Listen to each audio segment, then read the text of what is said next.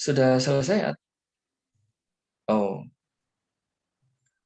kita lanjutkan kalau gitu. Mungkin akan saya singkat saja, nanti agak sedikit besar waktunya. Masih ada berapa menit? Halo? Kurang 2 menit, Bapak. Waduh, ini belum. Baik. Jadi intinya mungkin yang paling inti itu dari hadis ini ya, dari hadisnya Abdullah bin Umar ini. Abdullah bin Umar ini putranya sahabat Umar bin Khattab ya. Khalifah yang kedua itu punya putra namanya Abdullah. Bahwa ini seorang yang alim sekali. Nah, selain alim dalam ilmu agama, beliau juga ahli ibadah. Salah satu bentuk ibadahnya adalah membaca Al-Quran.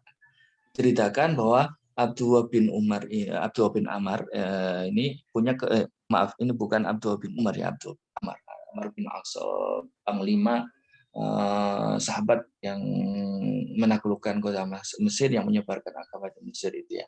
Abdullah bin Umar ini juga terkenal banyak meriwayatkan hadis, seorang sahabat yang ahli ibadah, alim, dan tidak kalah alimnya dengan Abdullah bin Umar ya. Ini dikatakan kata Abdullah bin Umar menceritakan, saya itu orang yang hafal Al-Quran. Saya biasa membaca Al-Quran dan menghatamkannya setiap hari 1 kali, setiap malam.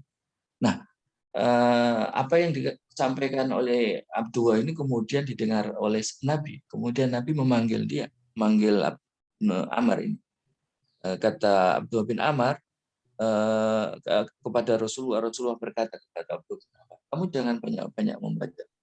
Bacalah Al-Quran, khatamkanlah Al-Quran itu 1 bulan 1 kali. Gitu kata Rasulullah. 1 bulan 1 kali sudah bagus. Tapi kemudian Abdullah bin Amr ini bilang lagi kepada Rasul, ya Rasul, saya ini orang yang kuat, saya masih muda, saya punya banyak waktu. Apa jawab Rasul? Iqra'u fi kulli 20. Baca, kalau begitu kamu 20 hari khatamkan. Abdullah bin Umar masih nantang lagi, masih kuat lagi saya. Kata beliau, saya masih kuat lebih dari itu, ya Rasul. Kalau begitu, iqra'u fi 20. Kalau begitu, bacalah 10 hari khatam. Artinya 1 hari 3 juz. Terus lagi kata beliau, saya masih kuat lebih banyak dari itu, lebih sering khatam dari itu, Rasul. Kalau begitu, bacalah setiap minggu 1 kali. Khatamkanlah setiap minggu 1 kali. Ya. Lalu kemudian dia minta lebih sering lagi khatam. Lebih sering lagi khatam. Masih kuat kalau satu minggu khatam sekali itu masih terlalu ringan buat saya, kata Prophet Muhammad. Tolong Rasul izinkan saya untuk lebih sering menghatamkan lagi. Tapi kemudian fa'aba, Nabi tidak mau memberikan lebih waktu, lebih pendek lagi. Ini menurut salah satu riwayat. Tapi dalam riwayat yang lain ternyata diceritakan Abdullah bin Amr ini mampu menghatamkan setiap 3 hari. Ya 1 hari 10. Saya kira ini berat untuk kita ya. Secara kita banyak tugas, kemudian kita juga bukan waliullah yang punya waktu yang begitu panjang gitu ya. Karena para wali Allah itu, Imam Syafi'i misalkan, itu punya waktu malam waktu Ramadan misalkan, mulai dari fajar sampai maghrib itu bisa menghatamkan sekali khatam. Kemudian malamnya nanti ditambah lagi baca dalam waktu sholat itu. Banyak cerita-cerita para ulama yang bisa menghatamkan jauh lebih banyak dari. Baik, intinya bahwa kalau secara pribadi kita bisa one day one juz itu ya, 1 hari 1 juz, saya kira sudah kita istiqomah akan menjadi sangat mewah ya, sangat istimewa setiap hari, setiap bulan khatam, seperti saran Rasulullah yang pertama kali yang disampaikan kepada Abdullah bin Umar. Sangat bagus sekali. Baik, ingin pada poin yang sedikit terkait dengan apa yang menjadi tema kita pada hari ini, tentang implementasi Al-Quran yang benar dalam meraih kesuksesan. Jelas Al-Quran itu adalah sebagai obat dan rahmat, sebagai bentuk dari kasih sayang Allah Subhanahu wa Ta'ala kepada kita semuanya. Maka dengan membaca, jadi intinya itu kalau kita mau menjadikan Al-Quran sebagai kunci kesuksesan, kita setidaknya menjadikan Al-Quran itu dalam 3 level. Ini Al-Quran berperan dalam kehidupan kita pada 3 level. Pertama, Al-Quran menjadi salah satu kesibukan yang kita baca. Yang kedua, Al-Quran menjadi salah satu kesibukan yang kita masukkan dalam memori dan pikiran kita, yaitu dengan cara menghafalnya. Jadi kalau otak kita, hati kita isi dengan Al-Quran, hafalkan beberapa ayat atau beberapa surat itu akan menjadi ibarat rumah begitu. Itu akan menjadi cahaya. Kalau kita memikirkan matematika saja, fisika saja, rumus-rumus matematika saja tanpa ada tambahan hafalan kita terhadap Al-Quran di dalam hati kita, dalam pikiran kita. Artinya bukan saya kemudian memberikan, kalau boleh saya berikan perumpamaan, itu seperti rumah yang tidak ada lampunya. Ya. Rumah bisa jadi di dalamnya banyak isinya, tetapi kalau nggak ada hafalan Al-Qurannya, saya kira masih artinya kurang bagus. Kan sangat lebih istimewa sekali kalau memang bisa kita hafal rumus-rumus fisika banyak, tapi juga kemudian ditambah hafalan Al-Quran. Yang pertama, kita juga menjadikan bacaan Al-Quran itu sebagai salah satu kesibukan dari sekian banyak yang kita baca, selain media sosial, ya, Facebook, Instagram, dan sejenisnya, kita juga punya kesibukan untuk membaca apapun. Pikiran kita selain kita isi dengan berbagai ilmu pengetahuan terkait dengan kita masing-masing, juga kita isi dengan Al-Quran. Baik sekali. Nah, yang terakhir juga mengamalkan. Untuk bisa mengamalkan ini, tentu saja kita harus mentadaburinya. Apa mentadaburinya itu? Merenungkannya, ya, merenungkannya. Untuk kemudian apa? Kita kontemplasikan, kita benturkan dengan kehidupan kita sehari-hari. Nah, ketika kita bisa menjalankan 3T, ya, pertama itu tilawatil Quran, yang kedua adalah tahfidzul Quran, yang ketiga itu tadabburul Quran. Saya kira kalau betul-betul menjalankan 3 ini, insya Allah Al-Quran betul-betul akan menjadi kunci dari dan juga salah satunya adalah Al-Quran bisa meredam emosi, mengurangi apa namanya, mungkin salah satu, kalau saya cerita pengalaman saya sendiri, seringkali saya menyesal karena sikap saya yang saya ambil karena berdasarkan emosi. Nah, ketika kita isi hati kita isi Quran, maka insya Allah emosi ini akan lebih bisa terkontrol, sehingga dengan bisa mengontrol emosi, kita juga akan diberikan peluang lebih besar untuk kan bagi yang jomblo misalkan, yang belum nikah, mau cepat mendapatkan nikah pasangannya untuk menikah, maka Al-Quran bisa menjadi salah satu. Ini terbukti pada zaman Nabi dan pada zaman sekarang. Dalam minggu kemarin, ya, hari Sabtu kemarin, ada salah satu teman yang juga sudah lulus, kemudian dipertemukan dengan jodohnya gara-gara satu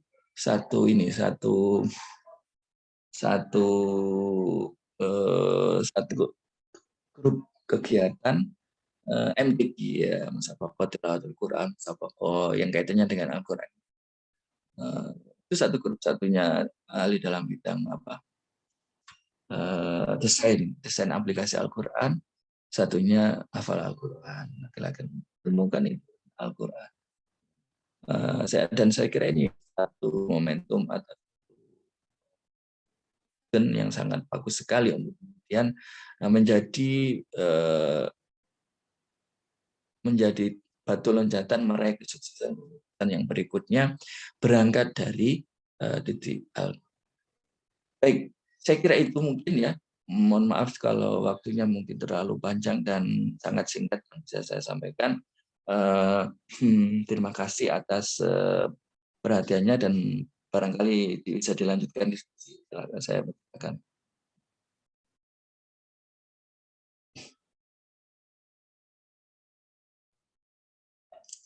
Baik Bapak, terima kasih atas tausiah yang telah disampaikan yang sangat luar biasa. Baik, acara selanjutnya yakni sesi tanya jawab. Sebelum memulai sesi tanya jawab, saya akan membacakan kembali beberapa ketentuan yang harus peserta perhatikan. Peserta yang ingin bertanya dapat menggunakan fitur raise hand atau bisa menyampaikan pertanyaan melalui kolom chat Zoom dengan format nama _ pertanyaan. Apabila sudah dipersilakan oleh moderator, peserta bisa mengaktifkan mikrofon dan menyampaikan pertanyaan.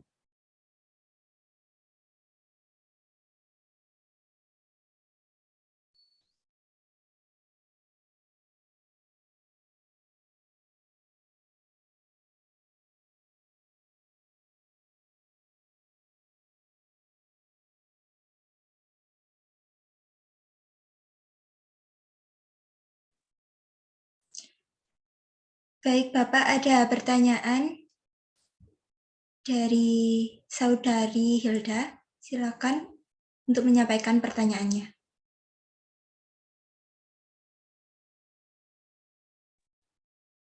Baik, terima kasih atas waktu yang sudah diberikan. Mohon maaf jika pertanyaan saya keluar dari tema. Saya pernah membaca Bapak bahwa ketika ada orang yang sedang sholat, kita diperkenankan untuk mengecilkan suara kita saat membaca Al-Quran. Namun, banyak orang juga yang akhirnya salah tangkap gitu Pak. Jadi untuk membacanya ketika ada orang yang sholat itu tanpa suara, dan itu apakah termasuk kita dalam keadaan membaca Al-Quran atau tidak ya Pak?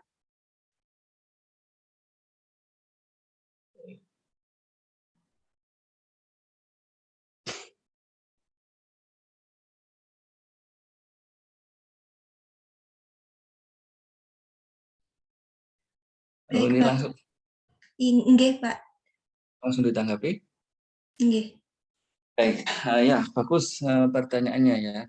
Jadi pada dasarnya ini kan antara dua hal yang sama-sama harus diprioritaskan ya kan.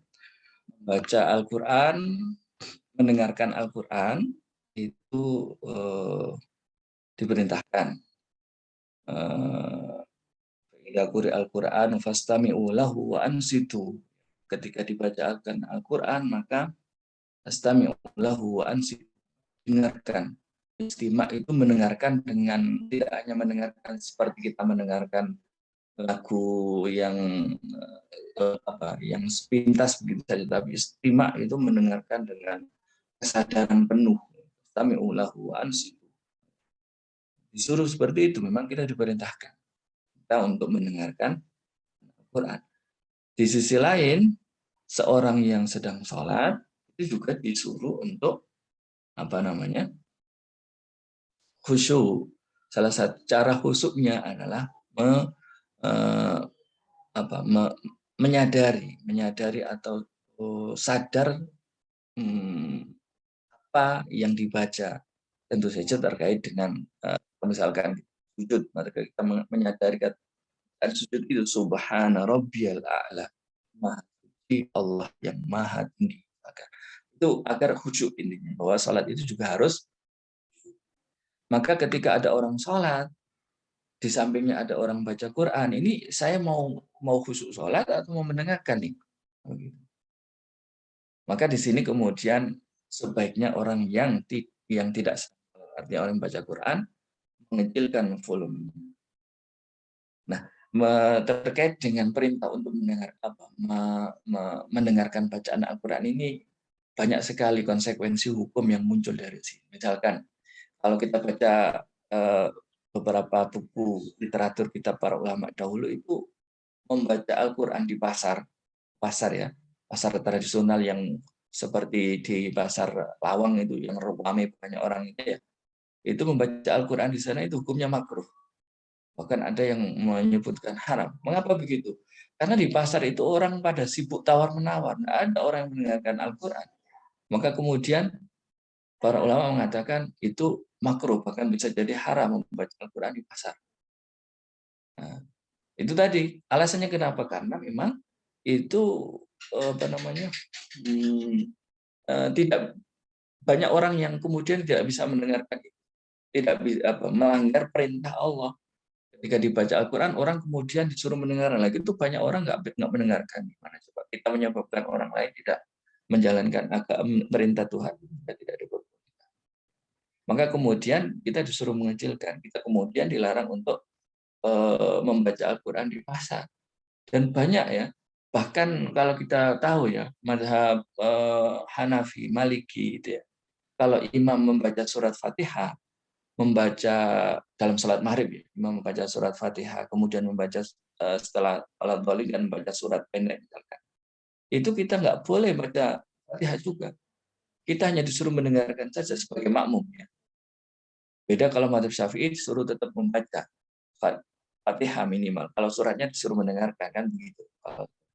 Kalau mazhab Maliki, mazhab Hanafi saya, itu kita ketika sholat jadi makmum, imam membaca Fatihah, kita dengar bacaan imam Fatihah, kita dengar bacaan surat imam, kita nggak boleh ikut membaca, dengarkan saja. Dasarnya tadi itu, ketika dibacakan Al-Quran maka dengarkan. Ya. Jadi bahkan saking sangat ini ya, saking fahamnya para kiai dulu, kiai saya dulu sempat marah besar ketika acara di pesantren rame begitu, banyak orang di tempat umum ya, tempat umum.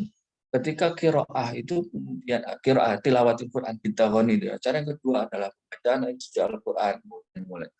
Ternyata teman-teman karena banyak orang nggak bisa diam, nggak bisa mendengarkan, pada ngomong sendiri. Akhirnya duka, kemudian dilempar kapiak sandalnya itu, ya, sampai kemudian akhirnya setelah itu setiap acara seremonial itu tidak ada pembacaan ayat suci Al-Quran, hilangkan. Kenapa? Karena daripada dibaca kemudian tidak didengarkan, mending dibaca sendiri. Setidaknya didengarkan oleh telinganya sendiri. Untuk jaga-jaga nih, untuk antisipasi tadi itu, Al-Quran dibaca, dengarkan. Nah, orang-orang yang tidak mendengarkan itu kan justru melanggar perintah Allah. Idza quri'al Qur'anu fastami'u lahu. Bisa menjalankan itu.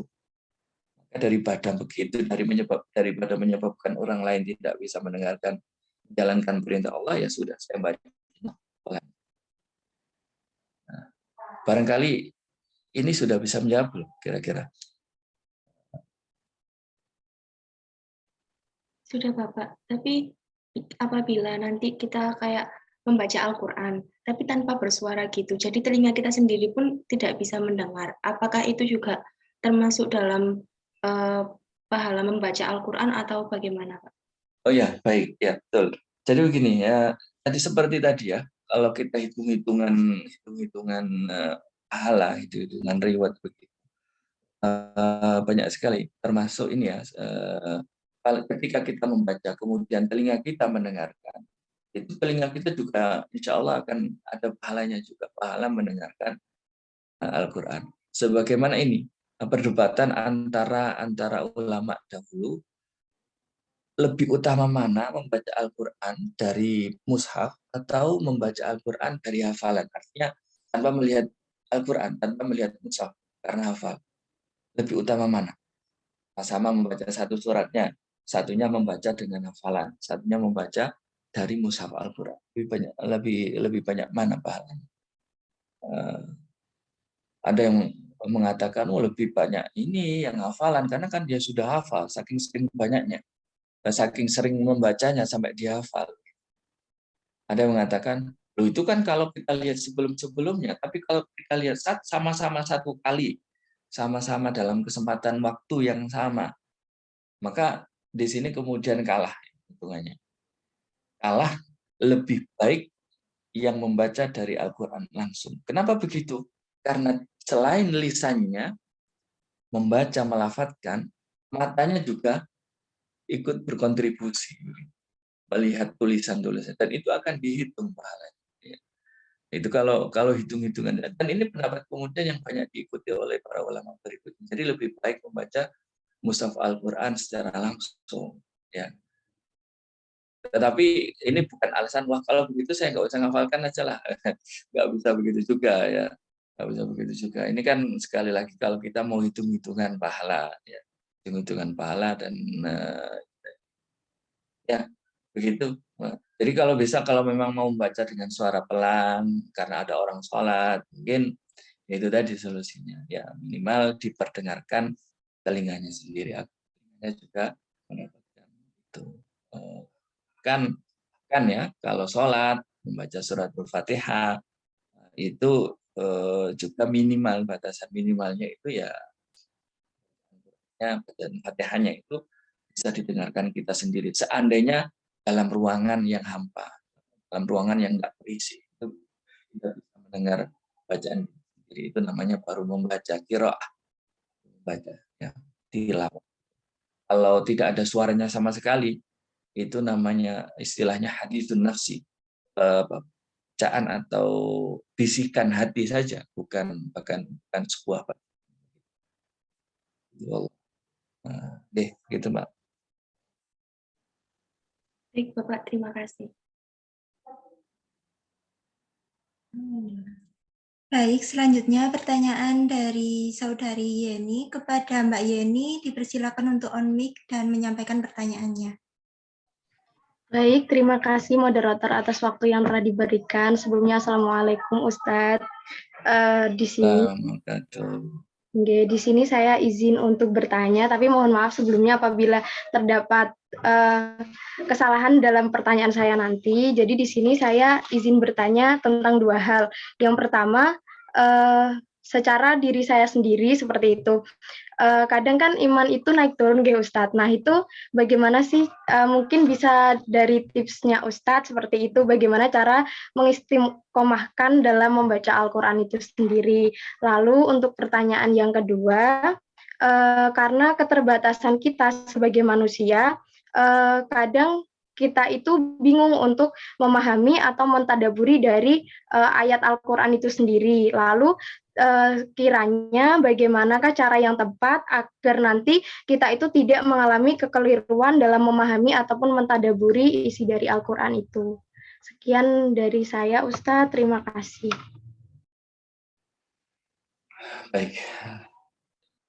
Saya tanggapi langsung ya. Yang pertama terkait dengan naik turunnya iman. Menarik sekali sebenarnya, ini pertanyaan yang saya kira semuanya akan merasakan ini. Setiap orang pasti merasa. Ya, jangankan kita yang biasa, sahabat Nabi, para sahabat Rasulullah itu juga merasakan demikian. Ya. Salah satu hadis riwayat yang sangat masyhur, ya, ada seorang sahabat yang namanya Hanzalah. Hanzalah ini sahabat Rasulullah yang sudah berkeluarga, dia juga bekerja, begitu ya. Tapi dia juga senang mengikuti majelis-majelis ta'limnya Rasulullah Muhammad. Suatu hari Hanzalah ini menangis datang kepada Nabi. Ditanya oleh Rasulullah, mengapa engkau menangis seperti itu? Wahai Hanzalah. Akhirnya Hanzalah ini bercerita, ya Rasulullah, ketika aku duduk bersamamu dan bersama sahabat-sahabat yang lain dalam majelismu, seperti kehidupan ini tidak lain, ingin saya dedikasikan, ingin saya tujukan semuanya untuk Allah Subhanahu wa Ta'ala, untuk akhirat.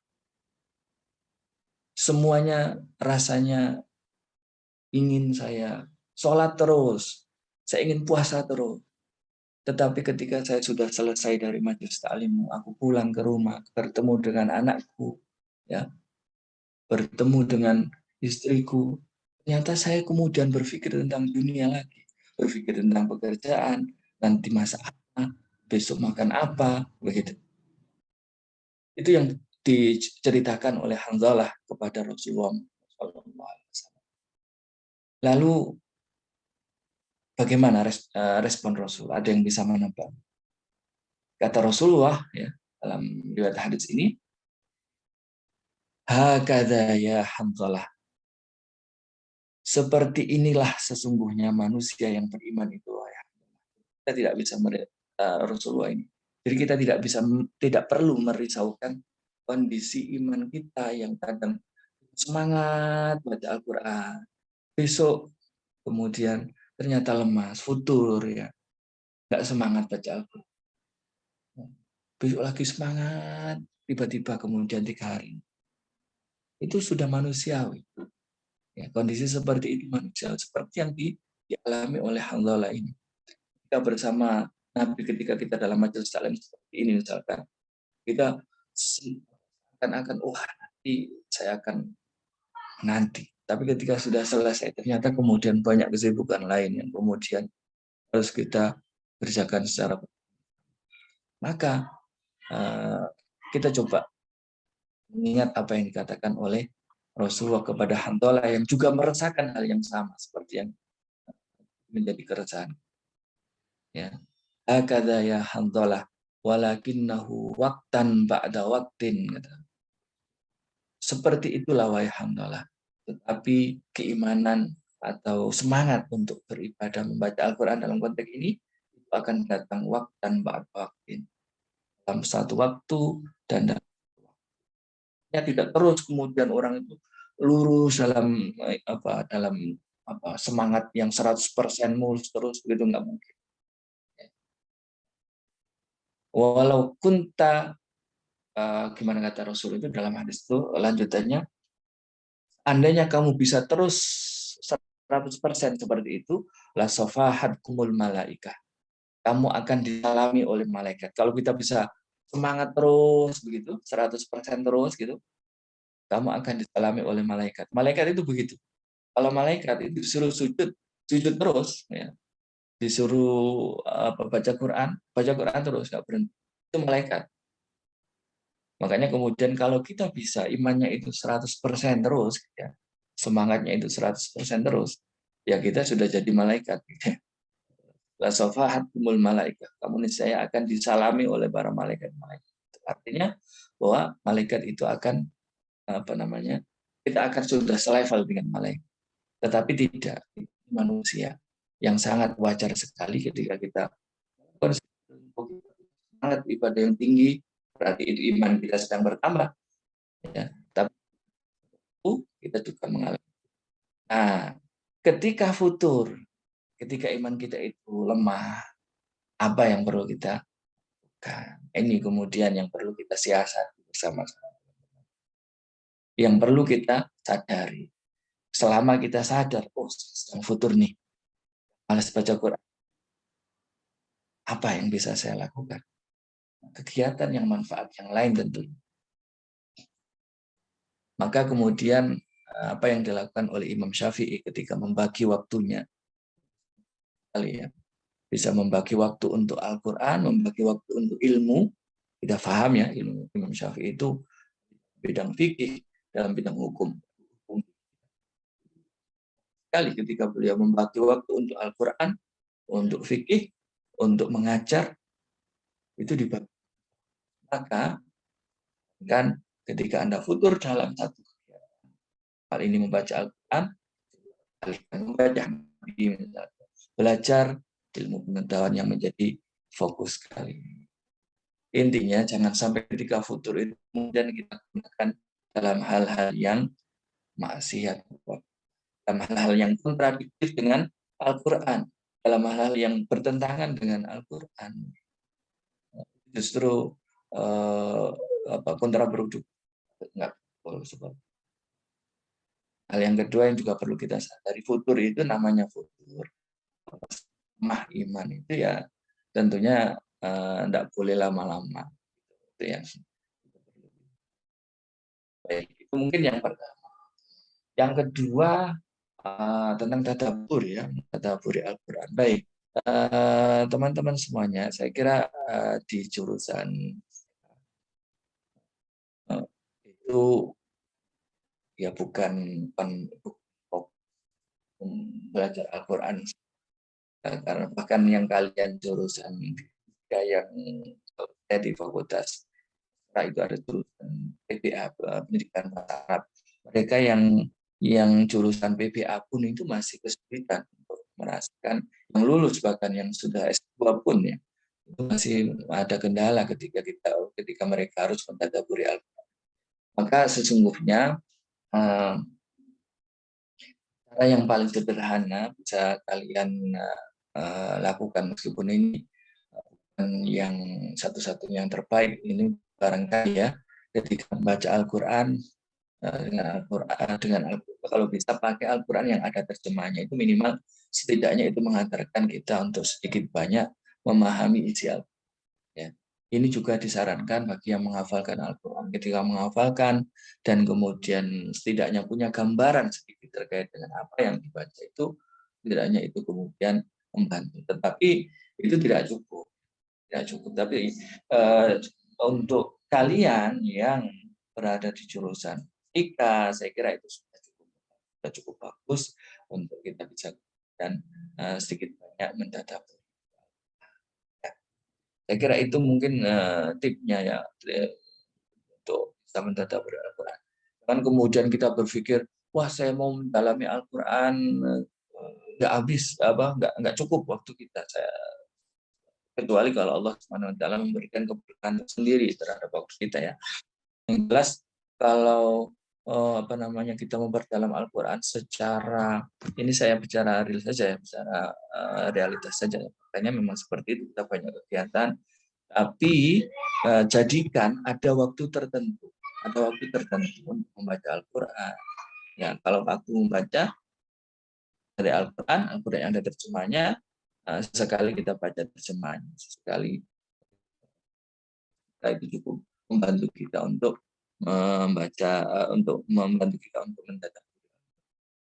Mungkin itu singkat dari saya ya. Mudah-mudahan sudah terjawab. Oke, terima kasih Ustadz atas jawabannya.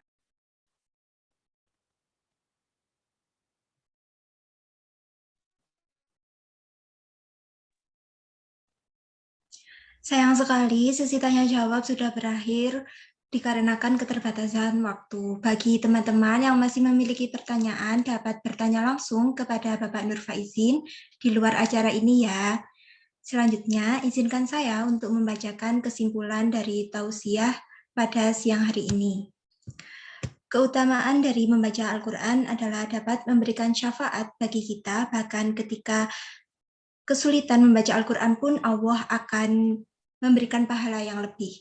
Al-Quran dapat menjadi jalan menuju kesuksesan ketika Al-Quran menjadi kesibukan yang kita baca, kesibukan dalam ingatan kita, dan yang paling penting adalah mengamalkan Al-Quran, karena Al-Quran dapat menjadi batu loncatan menuju kesuksesan.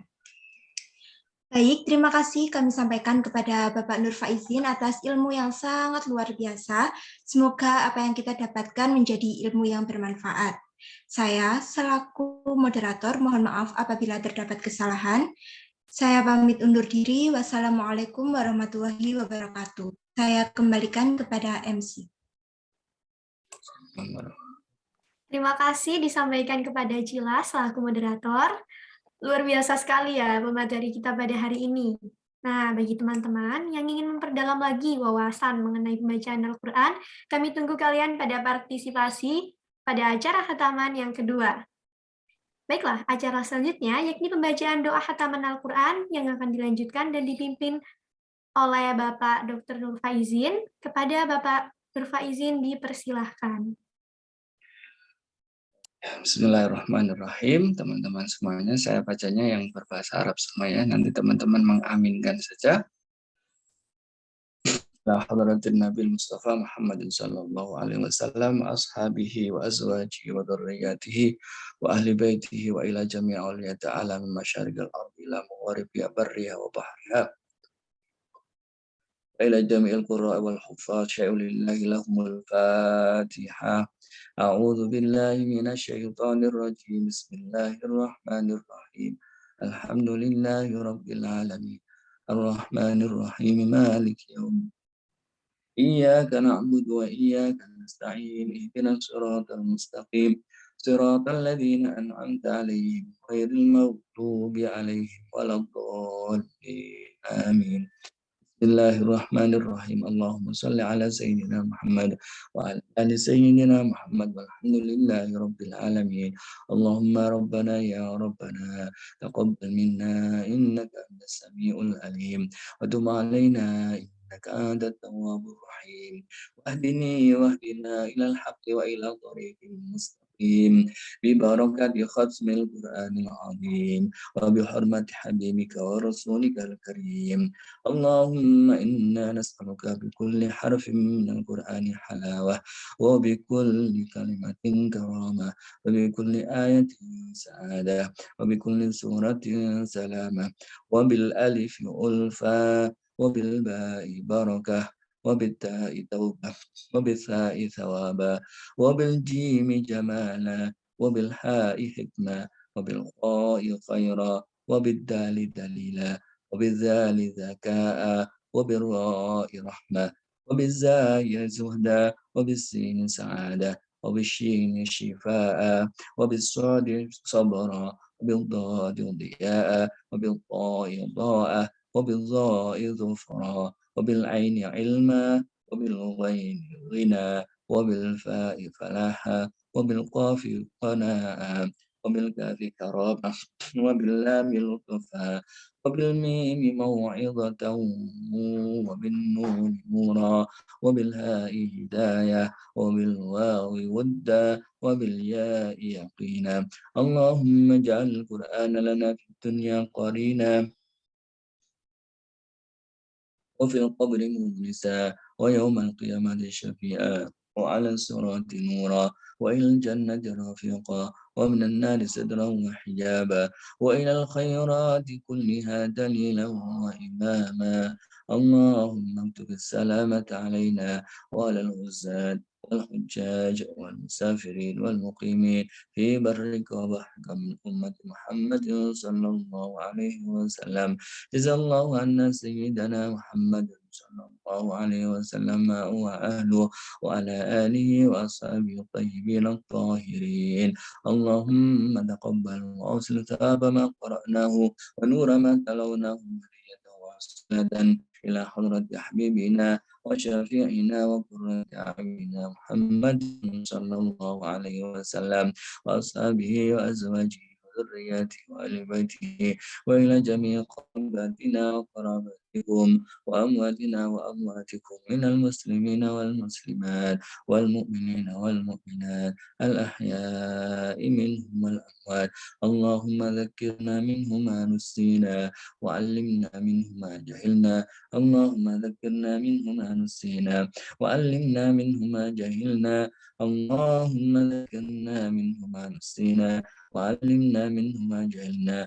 اللهم ارزقنا تلاوته آناء الليل وأطراف النهار على وجه يرضيك عنا يا رب العالمين.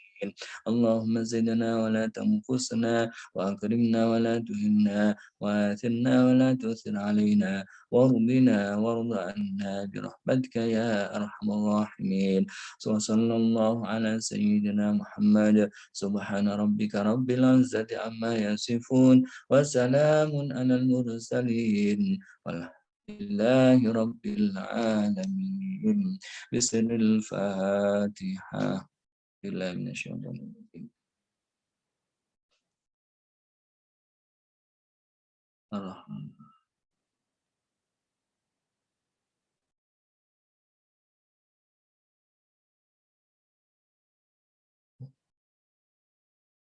Wassalamualaikum warahmatullahi wabarakatuh.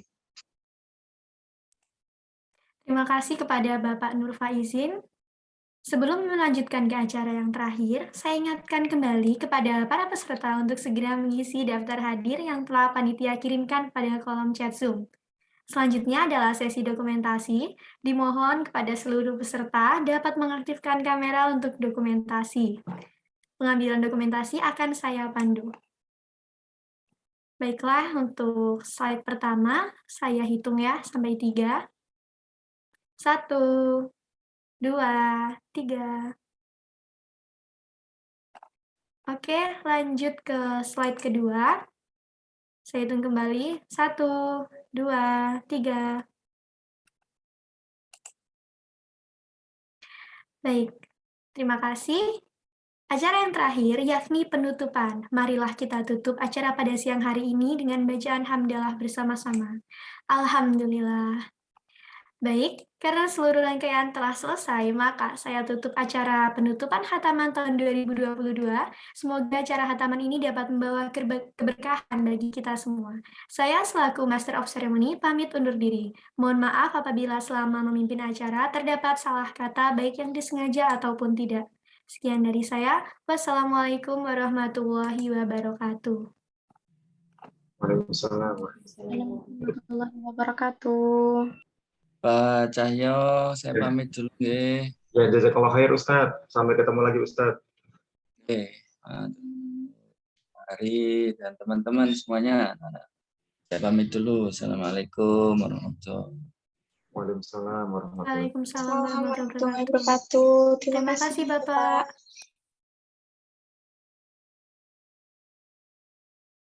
Ya, saya izin live juga ya. Iya, Bapak. Terima kasih.